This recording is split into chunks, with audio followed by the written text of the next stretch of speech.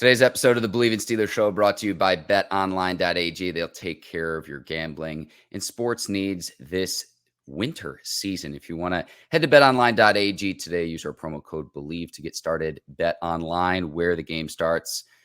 Joined as always by my guy, two-time Super Bowl champion, 12-year veteran of the Pittsburgh Steelers and a scout for the Steelers, Ike Taylor. IT recording this Tuesday morning, Monday Night Football, Buffalo Bills safety Damar Hamlin in critical condition after suffering cardiac arrest. Right off the top, I wanted to get into your perspective. You've seen a lot in your 12 years in the league, and we'll go from there. I'm going to have a very open-ended conversation here this morning. You know, as much as we think we're, or as much as we want to be superhuman, macho, tough guy, getting immune to pain, playing this sport, football, with the aggression of the intent to hurt another grown man. And to see Damar Hamlin, born in McKeesport, Pittsburgh raised, and I think a couple of weeks ago he said, man, I'm always root for the Steelers unless we play them.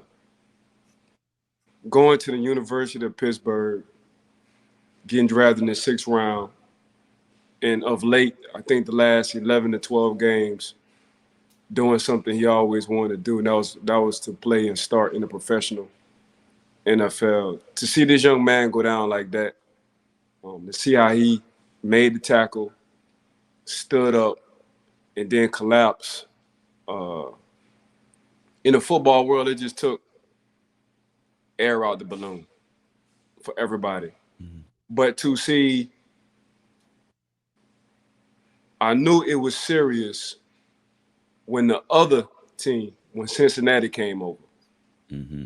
And once I saw Cincinnati come over, once you see your favorite football player, once you see the Josh Allens, the Whites, the Jamars, the Higgins, the Boyds, once you see those guys tear up, you knew it was serious. So this is something that is new to the whole football world. But for the football players, and we like to call it a brotherhood, because there's only a few of us in the world who are fortunate and blessed to play this sport.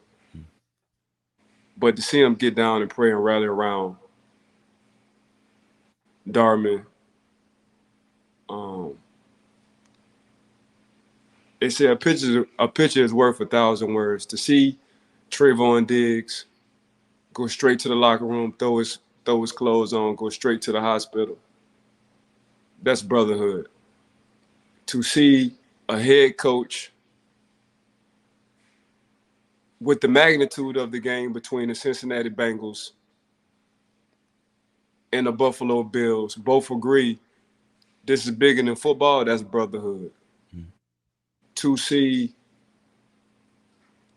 grown men cry, I think the world got this all, man. We just as human as anybody else. And it just, you can't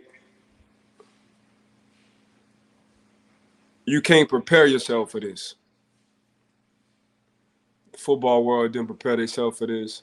Former players and active players didn't prepare themselves for this. And it touches everybody's heart, because now you just got the professional world of sports just tweeting and reading about and seeing what happened to Damar. So this was very serious. Prayers go out to the Buffalo Bills, the Martin family, but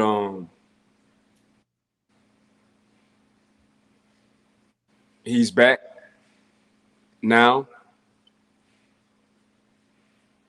and just in my mind, from me to them, you as well, the Believing Podcast family. Wish nothing but prayers, angels flying and being all around Damar and his family right now for him to get back into the condition that we would like to see him be. But yesterday was a first for everybody. The first person I called was Ryan Clark, and the reason why I called RC was in one of these conditions himself as a teammate, and all you can do for a teammate is to be there. So, Ike, let me interrupt you really quickly here. Are you talking about when the Steelers decided to hold Ryan Clark out of the January 2012 playoff game against the Denver Broncos? Correct. Okay. Yeah. RC called a condition. I mean, Angels was around RC to where he didn't leave us that day. Wound up making it back to Pittsburgh. Found out what his condition was. Sat in the hospital for a week or two, and as a brother, because we're from the same state, not too far down from where I'm from, as a brother, because I know exactly what RC had put on the line.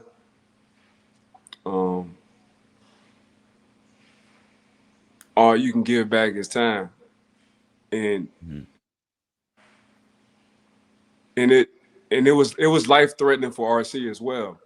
So yeah, let me hop in, Ike, just to give more context while you gather your thoughts about RC. I thought he did a tremendous job on SportsCenter last night. So this is in October of 2007. That marked the last time Ryan Clark played in Denver, and it cost him 2 organs. And it was because of a sickle cell trait, causes a blood reaction when you exert yourself at a high altitude. So he lost 2 organs, and the debate was in a playoff game in January 2012, should he play or not? Should he risk that, considering that trait that he has? So I'm sorry, I just want to make sure our listeners and viewers understand the context, because it involves a few different years. The last time he had played was 2007, and then 2012, he's debating, should I risk my life to do that? And ultimately, it was Coach Mike Tomlin who said, if this was my son, I would not allow him to play. And he decided to sit out that playoff game against the Broncos. Yeah, I've seen it. I've seen it firsthand with my teammate. I've never seen cardiac arrest firsthand on the field. But yeah, this when those things happen to a teammate, you ain't thinking about football. Like, practice wasn't practice. It's you want to fast forward practice or meetings or whatever you're doing to get to the hospital your teammate is at. Because all you want to do is be there and be around your teammate. And fortunately, we all see what RC is doing now. And the same thing with Damar. By the grace of God, he will be back. It's just this the first time I've seen the football world seen this serious, this magnitude of an injury happen. And it's tough because my son played. So the first thing I thought about was my son playing this sport, same position. And just to put things in perspective, we're probably the lightest guys on the field. And we have to hit the heaviest guys, the most athletic guys, the toughest guys in the world when it comes down to football. But we're always talking about put your body, put your life on the line. But last night, that was a reality. Put your body, put your life on the line for us is playing with injuries, playing with a broken arm, playing with broken fingers, something I did. But last night, it got to that point where Damar Hamlin, life was on the line. So it shocked me. It shocked the world. And you just you don't. I think we take too much for granted. But for Damar Hamlin, and Pittsburgh is just a part of me. Mm-hmm. So Damar, born and raised Pittsburgh, went to the school of University of Pittsburgh, Mm-hmm. and finally getting his opportunity. It's 32 teams in the league. Let's say a team might carry 5 or 6 DBs, period. Just DBs secondary, they might carry 10. So it's only a few of us in the world who are blessed to play this sport. But to see the young man go down like that, that was just tough to see. So, you just always on your phone because you always want to update. You just reaching out to everybody because you always want to update. You want to be as caring as you can because regardless if I didn't grow up with Damar, he's still part of that brotherhood. That brotherhood is playing cornerback in the NFL. That brotherhood is the last line of defense. A defensive lineman can mess up, he got a linebacker to back him up. A linebacker can mess up, he got a secondary guy to mess him up, back him up. But a secondary got us in the backfield. We don't have the opportunity because touchdowns get scored, highlights get shown, but it's tough playing that cornerback in safety position. It's tough, but to see Damar and the effort you got to put in, week out, off season, you're betting on yourself because a lot of people are going to tell you it's a small percentage that's able to get in the NFL. Over 170 some thousand kids between Division 1 and 3 play football. Only 250 something get drafted. You narrow that down to just your position, probably 24 between 18 to 24 kids get drafted as a secondary guy. That's small. Out of 179,000. So you're one of the best in the world. And to see one of the best in the world go down after we might think a routine hit and collapse and expect for him to get up and they have to do CPR for 9 minutes, call mom, make sure she come to the ambulance to check on the baby. I always said as a father, you always want your kid to bury you. So, I mean, it's tough. It's tough. But Yeah, I saw the pregame video where he was congratulating his family, his mom right, included. It's a great video right, before the game. And this is a player who's getting his opportunity that you mentioned, filling in for injured star safety Micah Hyde, who's been out with a neck injury since week 2. So this was his opportunity.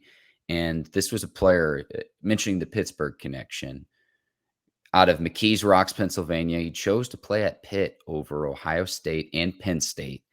And he was a 3-year starter there. And I found this quote online talking about why he chose Pittsburgh specifically, because he had other opportunities to go to more established programs. And he said, and this is a direct quote from him, he said, I had a little brother that was 2 years old at the time. I wanted him to grow up with a role model in his life and to give him someone to be able to model himself after. This is a player who had a toy drive and was simply trying to raise $2,500 around this time of year, this holiday season. Well, that number now has surpassed $3 million because of the impact that this had last night.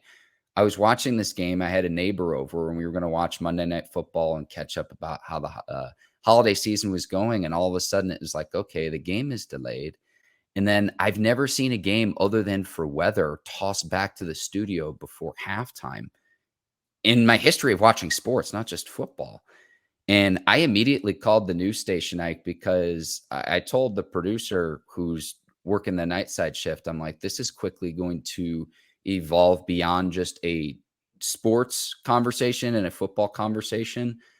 This was information and news and a story that had such reach. It led our 10 o'clock newscast last night, Ike. And I just hope I hope he's okay.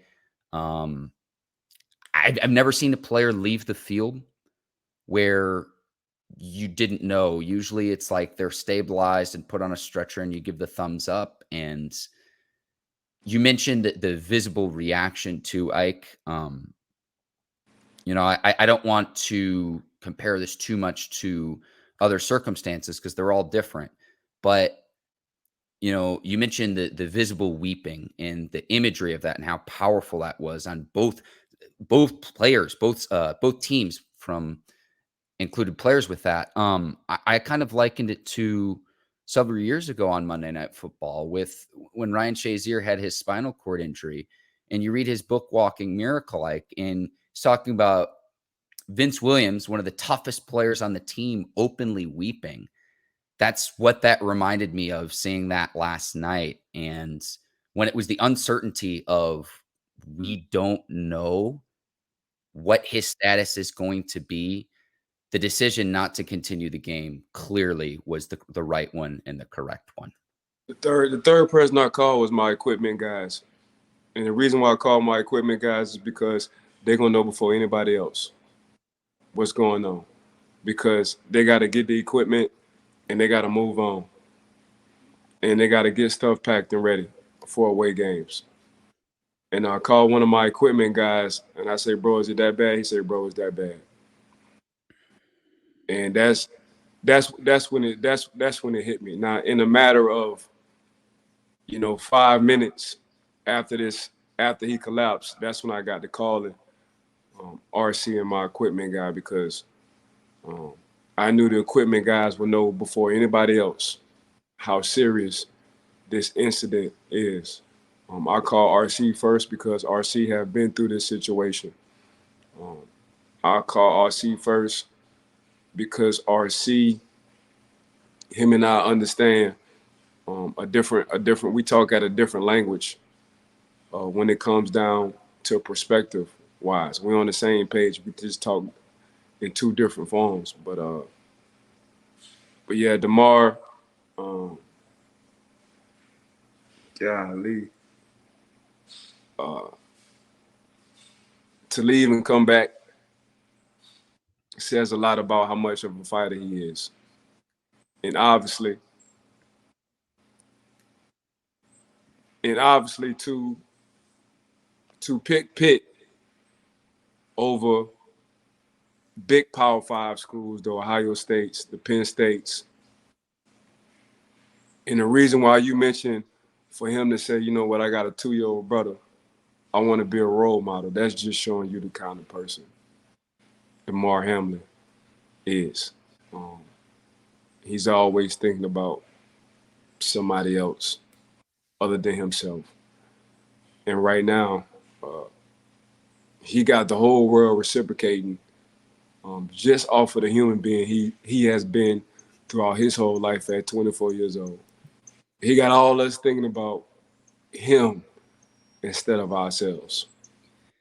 Ike, I wanted to ask you this question. What do you think is going through T. Higgins' head, in the sense that he was the last player to make physical contact on the field with Damar Hamlin? Really, not only even T. Higgins, everybody who was out there on that field. What the hell I can do to help? That I'm just my personal opinion. That's what all them boys thinking. From a Cincinnati standpoint to a Buffalo Bills standpoint, obviously. What the hell I can do to help Damar Hamlin situation? Yeah, absolutely. And T. Higgins was shown coming out of the locker room, hugging his mom as well.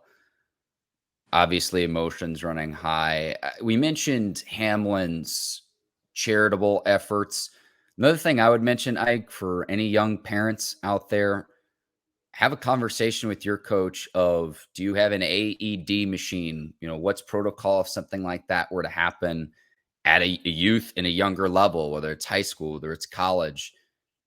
There's only so much that you can do with what is a collision sport, and what's usually maybe a broken bone or a ligament tear. When someone stops breathing and they had to administer CPR, it's a whole nother level because you need oxygen to breathe. Ike, and we're neither of us are doctors, but it's at a heightened level compared to, you can have surgery to repair broken bones and whatnot. I mean, I broke damn all my fingers, broke both my ankles, broke my arm. That was my most serious injury. My arm, 2 plates and 15 screws still sitting in there. But Damar had to get help on life. To be breathless and to have some assistance on life, that's serious. And that's something we've never seen on the football field at a professional level, me let alone any level, for a young man to need assistance or help on life. Is there anything else that you would want to mention in terms of what happened last night? We're recording this 10:30 Eastern time. The morning after, Damar Hamlin got taken to the hospital after collapsing on the field. He remains in critical condition in the hospital. Is there anything else that you think it's important our listeners and viewers know, given what happened on Monday Night Football? No, just prayers to Damar and his family. For me, he family. Just coming from the 412, and that's Pittsburgh area code. So I'm gonna see what I can do. That's exactly what I'm gonna do. I'm gonna see what I can do, but just send out prayers to the family. Ike, please keep me posted on what you find out, given your connections to the Pittsburgh area and throughout the league, and would love to be able to share that with the listeners and viewers of the Believe in Steelers show. I'll go ahead and sign off for the both of us here. For Ike Taylor, I'm Mark Bergin. Thanks so much for taking the time to watch. Ike and I will be back later this week to preview Steelers and Browns Week 18. We're going to see how the league moves forward with this, kind of in an uncharted territory. But we'll be back later this week talking about football. And we'll give you an update on Damar Hamlin as soon as we know it, too. Thanks so much for taking the time for watching. Take care. So long, everyone. Peace.